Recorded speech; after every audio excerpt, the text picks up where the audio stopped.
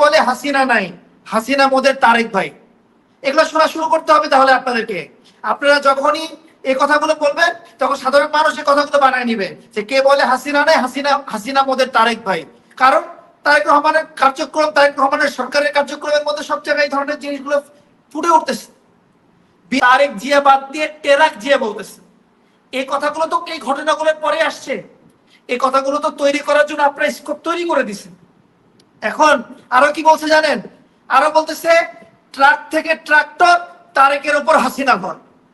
এটা এক বাক্যে বলা যায় যে রাজনৈতিক শিষ্টাচারের মধ্যে থেকে আমরা সবাই রাজনীতি করব, এটাই হচ্ছে নতুন বাংলাদেশের আকাঙ্ক্ষা।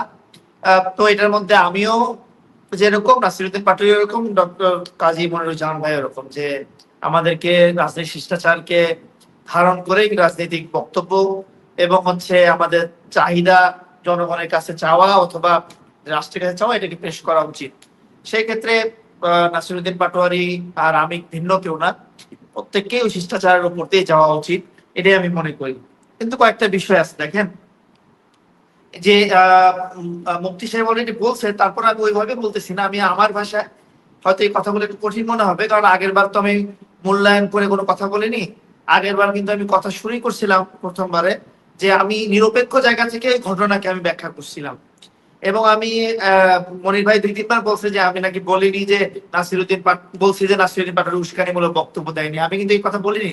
আমি বলছি যে হয়তো তার কথার মধ্যে কোনো উস্কানি কথা থাকতে পারে, অশ্লীল কথা থাকতে পারে, সেগুলোর কোনো না কোনো প্রেক্ষাপট আছে, আমি এই কথা বলছিলাম। যাই হোক, আমি খুব আশ্চর্য হলাম, সেটা হচ্ছে যে আমরা মনির ভাই এবং এইরকম যারা আছে তাদের কাছ থেকে শহীদ জিয়াউর রহমান এবং বেগম খালেদা জিয়ার বিএনপি কে দেখতে চাই, কিন্তু তাদের জবাব থেকেও যখন এই কথা বের হয় যে আইন করে বিরোধী মত দমন করতে হবে, যারা গালি দিবে তাদেরকে আইন করে আইন শৃঙ্খলা বাহিনীর হাতে এদেরকে মানে ধরার ব্যবস্থা করতে হবে, এটা তো ফ্যাসিজম ভাই। বাংলাদেশ, এটা তো ফ্যাসিজম। এটাকে না করেন না, এটাকে ভাঙছি আমরা। এটাকে ভাঙছি দেখে 5ই আগস্টে আসছিলাম। আপনি আপনার কথা সময় বলেন যে আপনি আইন করবেন, আইন করে বিরোধী মত দমন করবেন, আর বিরোধী মত দমন করে তখন মানুষের কথা বলার স্পেস বন্ধ করে দিবেন। এটাই তো করা হয়েছে। এক সময় শুধুমাত্র বেগম খালেদা যে কথা বলতো, আপনাদের দলের বেশিরভাগ যারা এখন খুব মন্ত্রী হয়ে গেছে, এদেরকে কথা বলতে কখনো দেখা যেত না। ভাই দেখেন, যদি আপনি আপনার মতো ব্যক্তির কাছ থেকে এই আইনের কথা আসে, যে এই ধরনের কথা আসলে আইন করে তাদেরকে থামাতে হবে, তাহলে আজকে ফেসবুকে একটা অন্যতম একটা মানে ইয়া শুনে আপনাকে কথা শুনে, সেখানে কি বলতেছে জানেন? কে বলে হাসিনা নাই, হাসিনা মোদের তারেক ভাই। এগুলো শোনা শুরু করতে হবে তাহলে আপনাদেরকে। আপনারা যখনই এই কথাগুলো বলবেন তখন সাধারণ মানুষ এই কথাগুলো বানায় নিবে যে কে বলে হাসিনা নাই, হাসিনা মোদের তারেক ভাই। কারণ তারেক রহমানের কার্যক্রম, তারেক রহমানের সরকারের কার্যক্রমের মধ্যে সব জায়গায় এই ধরনের জিনিসগুলো ফুটে উঠতেছে। বিএনপির গত 12ই ফেব্রুয়ারির পর থেকে এই পর্যন্ত পুরো রাজনীতি আওয়ামী লীগের রাজনীতির হুবহু। আওয়ামী লীগের রাজনীতি যেরকম ছিল ঠিক এরকম। আপনারা ট্রাককে পর্যন্ত রাজনীতিতে নিয়ে আসলেন, যদিও বালি ভরাট করতে পারেন নাই, খালি ট্রাক নিছেন। এই জন্য আজকে পুরা ফেসবুকের মধ্যে, সামাজিক গণমাধ্যমগুলোর মধ্যে জনাব তারেক রহমানের নাম তারেক জিয়া বাদ দিয়ে টেরাক জিয়া বলতেছে। এই কথাগুলো তো এই ঘটনাগুলোর পরে আসছে।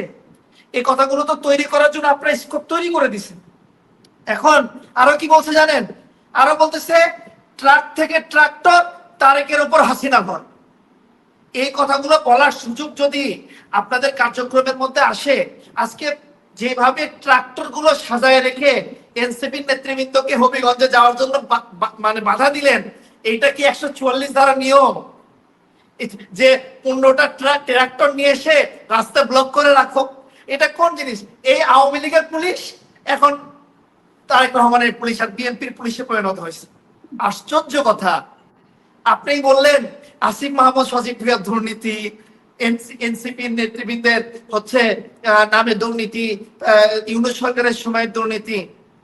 কিচ্ছু বলবো না। 90টা প্রতিষ্ঠানের প্রধান হিসেবে বিএনপির বিভিন্ন পর্যায়ের নেতৃবৃন্দকে প্রধান হিসেবে দায়িত্ব দেওয়া হয়েছে। সরকারি কর্পোরেশনের প্রধান হিসেবে দায়িত্ব দেওয়া হয়েছে। যাদেরকে আপনারা নমিনেশন দিতে পারেননি তাদেরকে খুশি করার জন্য সরকারি দপ্তরের প্রধান বানাইছেন। যাদেরকে নমিনেশন দিয়ে খুশি করতে পারেননি তাদেরকে বিভিন্ন বিভিন্ন জায়গাতে দায়িত্ব দিয়ে দিয়ে খুশি করতেছেন। আমরা বুঝি না এগুলো। মানে আমরা আপনাদের হচ্ছে ছেলের বয়সের, আমরা মেনে নিছি আপনাদেরকে। তারপরে ওই যে মুফতি সাহেব যারা বললো ভাই ভাই, রাজনৈতিক শিষ্টাচারের ভাষা ভাই, আমরা এই জন্য আপনাদেরকে ভাই বলি। কথা হচ্ছে যে আমরা কিন্তু বুঝে শুনে হলেও গত 10, 12, 15 বছরের হাসিনা রাজনীতিটাকে অবজ্ঞা করছি দেখেই, পছন্দ করিনি দেখেই, ওই রাজনীতি থেকে বের হতে চাইছি দেখে কিন্তু আমরা 5ই আগস্ট পর্যন্ত আন্দোলন পর্যন্ত আসছি। এই জন্য আমরা ওই রাজনীতিতে ভাই বুঝি যে আপনারা কেন সমস্ত জায়গাতে দলীয় লোকদেরকে বসাইছেন, সমস্ত জায়গাতে দলীয় লোকগুলো বসাইছেন। আমি আপনাকে আজকে চ্যালেঞ্জ দিচ্ছি, আসিফ মাহমুদ সজীব ভুইয়া সহ, আমার নাম সহ, নাহিদ ইসলামের নাম সহ যত নেতৃবৃন্দের নামে যদি 1 পয়সারও দুর্নীতির যে কথাগুলো আপনারা শুনছেন পত্র পত্রিকায়, আপনার মতো একজন বিজ্ঞ মানুষ বললেন প্রমাণ সহ পত্রিকা লেখে। পত্রিকা কখনো প্রমাণ সহ লেখে ভাই?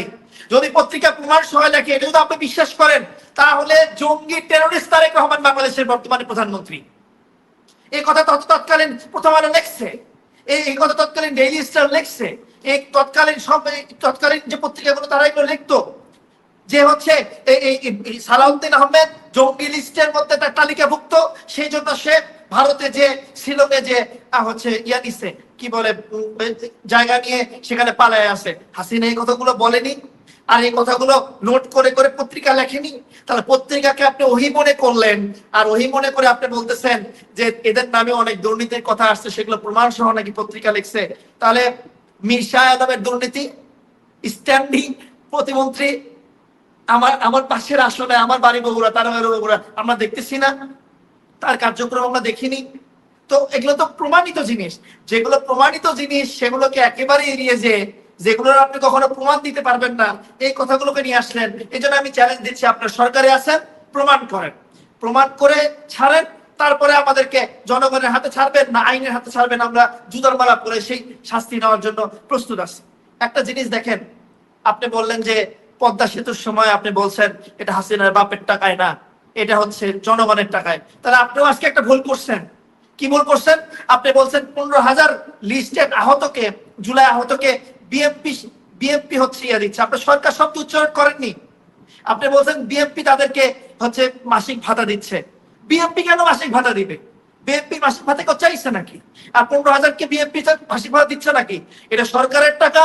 ইউনূস সরকারের সময় গ্যাজেটেড এই সমস্ত আহত শহীদ তাদেরকে ওই সময় থেকে টাকা দেওয়া শুরু হয়েছে, এখনো নিয়মিত চলতেছে। এটাও জনগণের টাকা। এটা ভাই তারেক রহমানের টাকা না। আজকে বিএনপির টাকা বলতেছেন, কালকে আপনারা বলবেন তারেক রহমানের টাকা, জাইমা রহমানের টাকা, বেগম খালেদা জিয়ার ব্যাংকে রেখে যাওয়া টাকা। এগুলো আমরা বরদাস্ত করতে রাজি নাই ভাই। আরেকটা কথা, আমাদের কোন নেতৃবৃন্দ মা বাপ তুলে গালি দেয়নি। আপনি বললেন যে মা বাপ তুলে গালি দিলে আমি চুপ থাকবো কিনা। মা বাপ তুলে তো গালি দেয়নি, মা বাপ তুলে গালি দেয়নি, গালি দিচ্ছে চাঁদাবাজকে, চাঁদাবাজ বলছে। আপনি এখন বলেন বিএনপির চাঁদাবাজকে বা কোন দলের চাঁদাবাজকে অথবা সাধারণ একজন চাঁদাবাজকে আমি তাহলে কি বলবো? যে দোকান সংরক্ষণ মা বাপ তুলে গালি দিলে তো আপনি রাজনৈতিক উপদেষ্টা হইতে পারতেন। আপনি বুঝেন না কেন? মা বাপ তুলে গালি দেন নাই বিলে তো মারি দিয়েছে। আপনার কথা শুনতে পাচ্ছি না মামুন ভাই, আপনার কথা। সালাউদ্দিন ভাই বলতেছি যে আপনি গালি দেন নাই কেন? দিলেই তো উপদেষ্টা হইতে পারতেন। জন্য টাকা নিচ্ছে, তাহলে চাঁদাবাজ বলা যাবে না, তাই না? আমি শেষ করতেছি প্লিজ। দেখেন, তাহলে বিএনপির কোন সন্ত্রাসীকে সন্ত্রাসী বলা যাবে না। কি বলতে হবে? যে পাড়ার আইন শৃঙ্খলা রক্ষাকারী বাহিনী বা পাড়ার আইন শৃঙ্খলা রক্ষাকারী দলের সদস্য নাকি? খুনিকে খুনি বলতে পারবো না, সন্ত্রাসীকে সন্ত্রাসী বলতে পারবো না, চাঁদাবাজকে চাঁদাবাজ বলতে পারবো না, দখলদারকে দখলদার বলতে পারবো না। আরে, আর এই জন্য আপনি বললেন যে আইন করে এই সমস্ত কথা যারা বলবে তাদেরকে ধরতে হবে। আজব কথা। আর এই জন্য আপনি কি বললেন? মারবেন। আপনার লোকদেরকে, ছাত্র দলকে মারার আপনি বৈধতা দিচ্ছেন, অথচ মারতেছে কাকে? মিডিয়ার সাধারণ কর্মীদেরকে মারতেছে। কাকে? ড্রাইভারকে, একটা মাইক্রোবাস চালক ড্রাইভারকে মারতেছে আপনার ছাত্র দলের জার্সি পরা একটা ছেলে। আপনি কিভাবে এত কিছুর পরেও এই সমস্ত কিছুকে হচ্ছে বৈধতা দেওয়ার কথা বলেন? আমরা কখনোই বাংলাদেশের রাজনীতিতে আবার হাসিনার ওই তরিকাগুলো ফেরত আসুক না চাই না।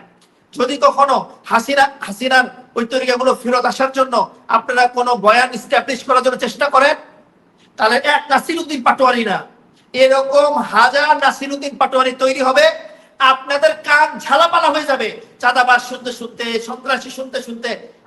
আপনারা দরকার স্ট্রোক করে মরে যাবেন এই কথা শুনতে শুনতে, তারপরে তো থামবে না ইনশাআল্লাহ। ধন্যবাদ।